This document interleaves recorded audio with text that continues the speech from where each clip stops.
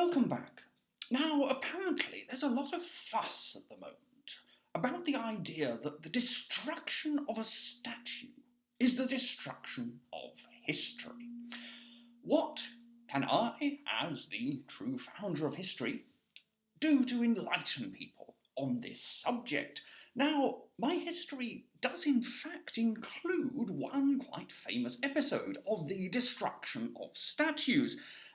Not the entire statue, but certain prominent parts of the statue's anatomy. But that's not really what I wanted to talk about. I mean, it's an example of the symbolic importance of statues, the fact that they do carry a continuing meaning in the present, and therefore doing things to them carries something of a charge. I mean, I do not in the least bit condone such things, although they do happen. One can at least partly understand why they happen. But one obvious point is the statue is not history. History is not some fixed thing that can be damaged by damaging certain physical things. History is about understanding, and it's about the attempt to develop a superior, improved understanding of what happened in the past. And to think of another statue, rather a famous statue that stood in the very centre of the Agora at Athens. This was the statue of two gentlemen known as Harmodius and Aristogeiton, or more famously labelled the Athenian Tyrannicides, who were honoured by having their likenesses put up in the very political heart of Athens. Now, the problem with that is that the story behind their great deeds, which led them to be honoured, was in fact, as we historians would say in professional parlance, complete bollocks. As you will see if you read my extremely wonderful account, the Tyrannicides did not in fact kill any tyrants. They killed a tyrant's relative by mistake. And on top of that, they did not do it through some high-minded political motive for liberty and fraternity and democracy and so forth, as so many of the Athenians tended to believe, but through a slightly messy, relationship problem, I suppose would be one way of putting it. One of these sort of aristocratic love triangles.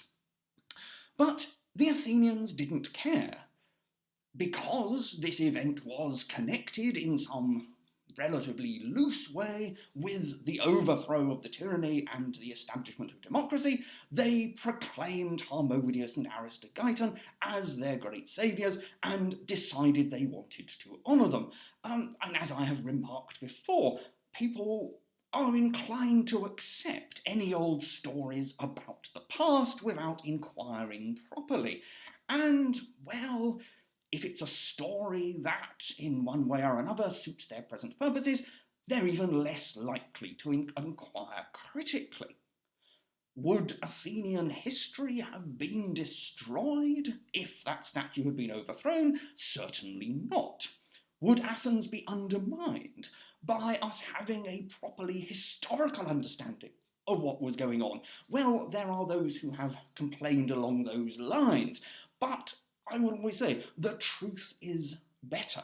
Now, sometimes a statue may be a guide towards that truth. More often, you could say, it's an attempt at imposing a truth, an attempt at telling you what the past was and what it should be, regardless of the actual facts.